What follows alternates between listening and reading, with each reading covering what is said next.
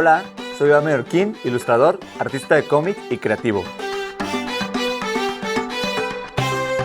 Me especializo en diseño de personajes, narrativa visual secuencial y hago cómics locos en el internet.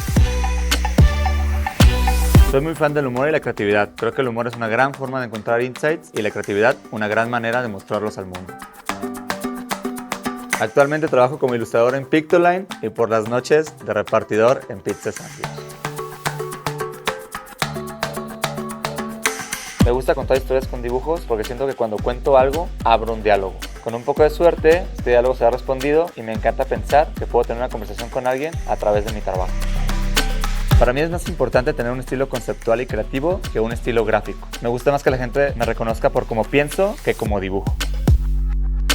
He trabajado con varias marcas como Netflix, Indio, Vice y Unicef. Pero definitivamente lo que más disfruto es generar proyectos que nacen junto con amigos, como Buque, Sketch or Die o Club de Uno.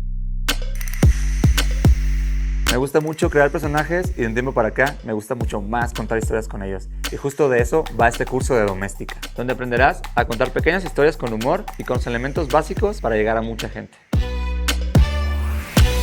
Empezaré platicándote qué es la narrativa secuencial, el potencial que tienen las viñetas para contar historias y haremos un ejercicio con una tira cómica. Conocerás las 5 Ws del storytelling y también veremos elementos básicos del lenguaje visual del cómic. Haremos un ejercicio para ver qué tal son contando una historia comisionada, en donde el brief se encuentra en una galleta de la fortuna. Te platicaré cuáles son mis materiales favoritos para dibujar y que utilizo en el día a día. Te explicaré lo que para mí es la parte más importante en la narrativa moderna y en los cómics nuevos. Para finalizar, haremos un mini cómic, desde el boceto, entintado, trazo y colorear en Photoshop e Illustrator hasta exportar correctamente en internet. Para finalizar, veremos unos cuantos tips para mostrar tu trabajo en internet y que no se pierda en ese océano de likes.